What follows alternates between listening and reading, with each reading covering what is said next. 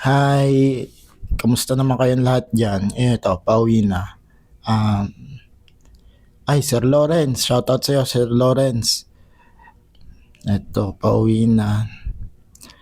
Gawan, eto na yung first day of March na magre-render ako. Gawa ng, ah, nag-resign na ako sa company.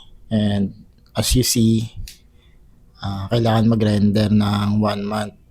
So ngayon, nag-start na yung rendering ko until March 15. So nakaka-miss din. Pag nakikita mo yung mga tao na naging ka-close mo na sa kalokohan, pero minsan may mga tao din na sumusobra na rin sa pang-trip.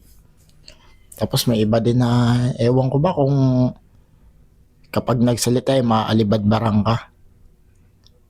Hindi ko alam pero may mga ganun talaga.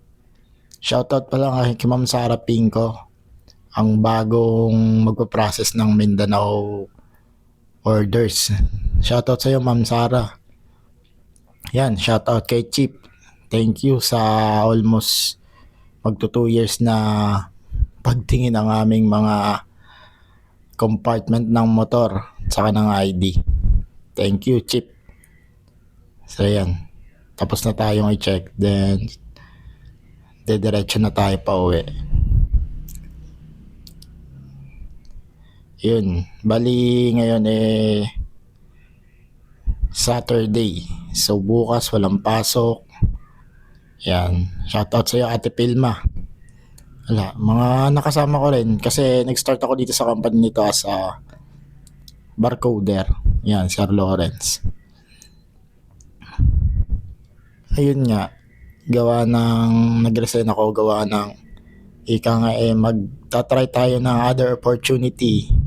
And also, yung reason ko is yung mother ko. First and foremost, yung reason ko is yung mother ko. Kailangan ko kasi siyang alagaan, sabihin na natin na hindi kasi pwedeng malayo kasi when it comes to emergencies, kailangan talagang umuwi. Then, kapag umuwi ka naman, no work, no pay, then mahirapan ka din bumalik gawa ng malayo. Then, the second reason is nakapasa tayo sa exam and sayang naman yung lisensya kung hindi natin gagamitin and we need to gain experience para sa RQA. Isa na yan sa mga reasons. Yan yung dalawang pinaka main reason kaya ako nag-resign. But I'm very thankful na kasabay ako naging part ako ng family ng Octachrome at ng Noben. So bali yung Octachrome siya yung sister company ng Noben. So ako na-hire ako as a Noben employee. So shoutout dun sa mga ka-grupo ko, sa ka-team ko. Unang-una sa aming supervisor na si Sir Leo Bonso. Pasensya na kayo, medyo yung boses ko gawa ng hindi ko alam, pagpuyat talaga ako, ganito yung boses ko eh. Kaya kailangan ko talaga ng sapat na tulog. Then, eto na nga, yung mga ka-team ko dyan na yung iba, talaga mamimiss ko talaga yung iba gawa ng naging super close na kami, as in parang yung turingan namin is parang alam mo na talaga isang pamilya. Pero sabi nga hindi pa rin mawawala yung kalokohan, yung tampuhan, yung minsan mababad trip ka, alam mo naman yun, common na yun sa buhay eh. Pero as you see,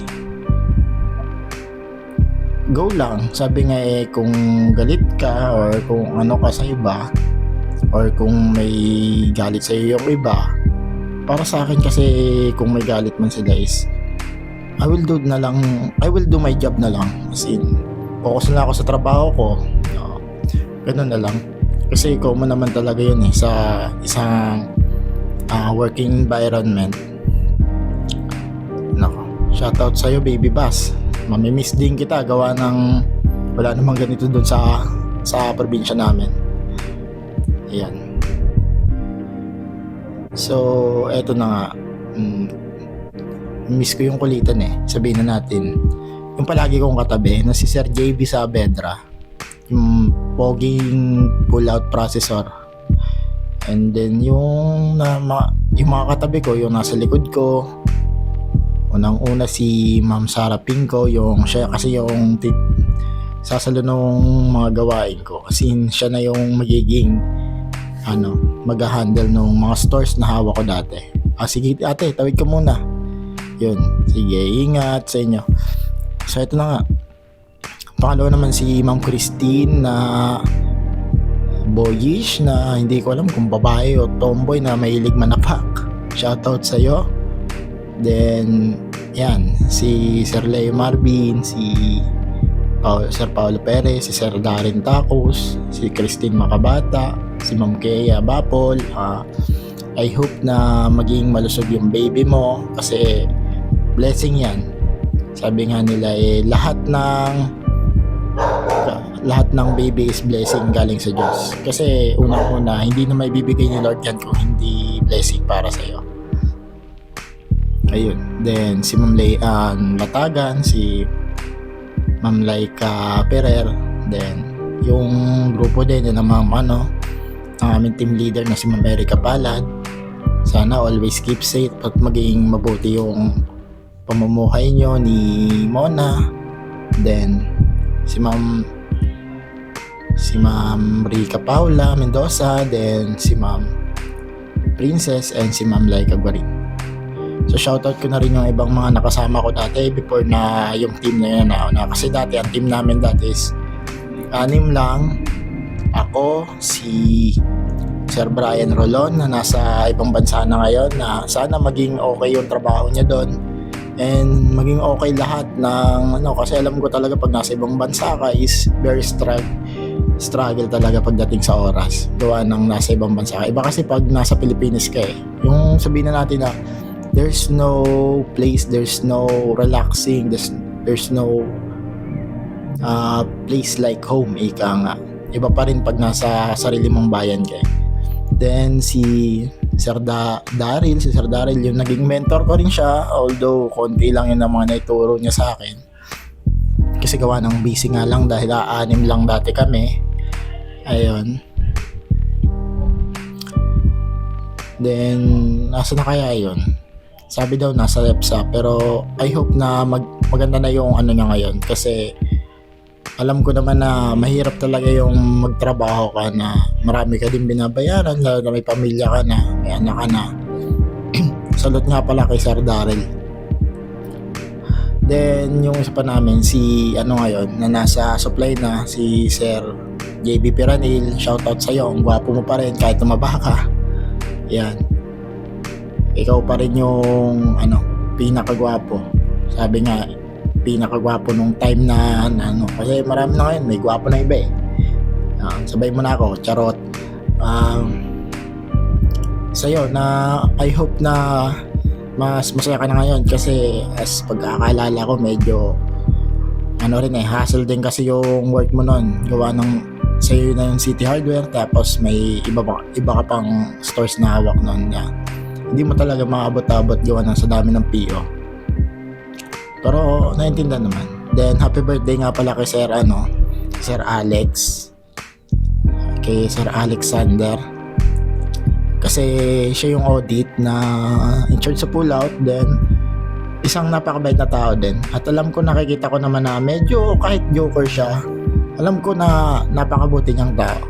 Kasi nakikita ko naman kung paano niya ako kausapin. And nararamdaman ko din naman yun pag alam mo yun sa tao na hindi naman siya nagtitrip. Alam niya kung paano mag-handle ng tao, and yun ang pinaka nagustuhan ko kay Sir Alex. Then eto nga, na nga ba, sensya na kung ano sinasabi ko. Gusto ko lang naman i-emphasize yung mga sabihin na natin mamimiss ko at maaalala ko dito sa Cavite o ako bumalik. And yan, ito na yung CJ Garage, hindi tayo magpapa-PMS.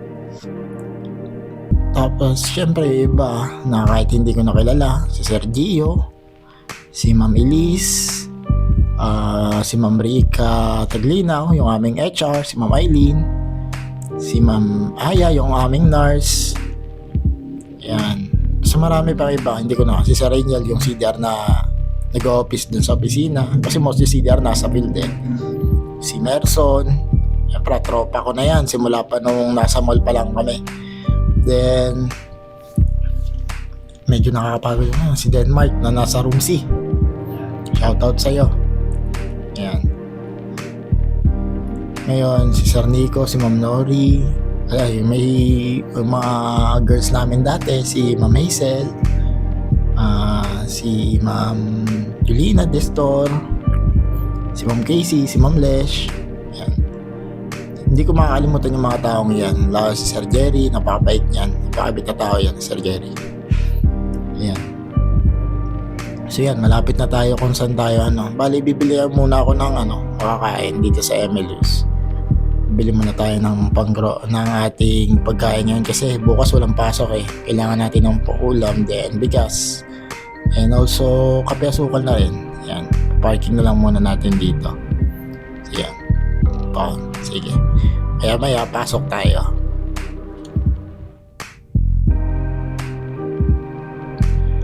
Ayan guys, papasok na tayo.